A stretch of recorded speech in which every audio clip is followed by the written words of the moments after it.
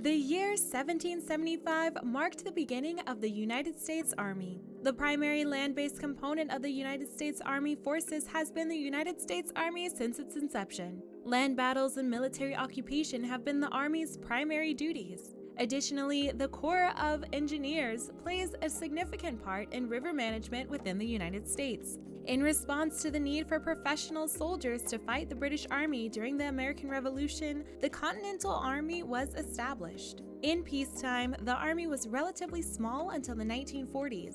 The Air Force separated from the Army Air Forces completely in 1947.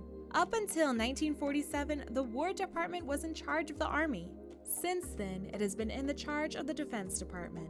The Indian Wars of the 1790s, the War of 1812 from 1812 to 1815, the Mexican-American War from 1846 to 1848, the American Civil War from 1861 to 1865, the American Indian Wars, which ended in 1890, the Spanish-American War, year of 1898, World Wars I and II, 1917 to 1918, Korea, 1950 to 1953, and Vietnam, 1965 to 1971, were all fought by the U.S. Army. After the end of the Cold War in 1991, the Army focused primarily on Western Asia. It also participated in the 1991 Gulf War, the Iraq War, and the Afghanistan War. Want to know about it in detail? Well, stay tuned till the end. Hello everyone, welcome back to the channel. In this video, we will talk about the coolest soldiers in the US military. Meanwhile, subscribe to this channel and press the bell icon. That being done, let's start. During the War of 1812, an invasion of Canada was unsuccessful due to the widespread use of state militias, and U.S. troops were unable to prevent the British from burning Washington, D.C., the new capital. However, in 1814 Niagara Campaign, the regular army led by Generals Winfield Scott and Jacob Brown demonstrated that they were competent and capable of achieving tactical victories. Fighting Native Americans in the West during the American Indian Wars and manning coast artillery stations at major ports were the primary responsibilities of the United States Army from 1815 to 1860. During the Mexican-American War from 1846 to 1848, the United States deployed both regular and numerous volunteer forces. The regular U.S. Army was primarily tasked with protecting the nation's frontiers from Indian attacks when the American Civil War began. The Indians resisted U.S. expansion into the center of the continent, so the U.S. Army fought more wars with them after the Civil War. Sergeant. As a conscientious objector, Alvin York tried to avoid the First World War.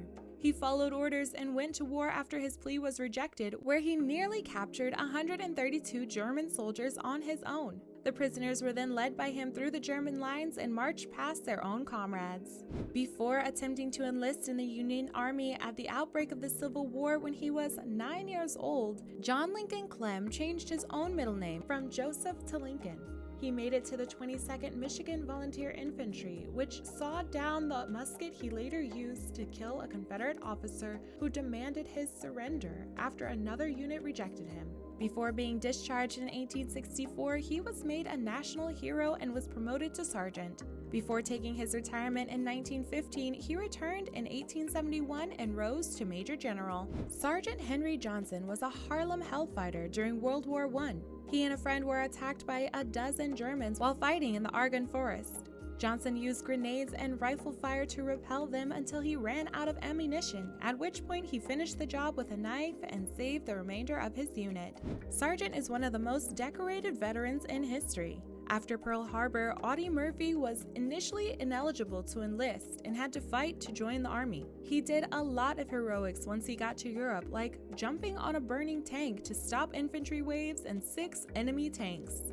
General George S. Patton, an Olympian and West Point alumnus, is best known for establishing the Armored Corps, leading tanks in World War II, and coining a collection of motivational sayings. However, he also served in World War I and led the American expedition to capture Pancho Villa in Mexico. General Douglas MacArthur led the Army as the Chief of Staff through the early years of Great Depression. He was retired but was recalled to active duty in 1941. He led Pacific forces in World War II and then ran the war in Korea until he was relieved of command for openly criticizing President Harry S. Truman. Tibor Rubin survived the Mauthausen, Austria concentration camp and joined the U.S. Army to show his appreciation for them liberating him. In Korea, he held a hilltop on his own for 24 hours while his unit retreated, using the road he was guarding. When he was finally captured, he refused offers by the Chinese to send him to his native Hungary, instead staying as a prisoner and stealing food for others. Louis Millet joined the army in 1941, but he got sick of waiting for the United States to invade someone and left for Canada, where he was sent to London. Before his desertion charges caught up to him, he jumped back under the Stars and Stripes when America entered the war and saved 2 men in his unit from certain death. After being found guilty, he was quickly promoted to second lieutenant. He was an infantry captain when Korea arrived. On February 4, 1951, he led a bayonet charge and was awarded the Distinguished Service Cross. On February 7th, he was awarded the Medal of Honor for another bayonet charge. He retired as a colonel after serving in Vietnam. So, what are your thoughts on this? Let us know in the comments below. And that's all for the day, guys. If you found this video interesting, make sure to hit the like button. Also, subscribe to the channel and press the bell icon to never miss an update from us. Thank you for watching. We'll see you at the next one. Until then, peace.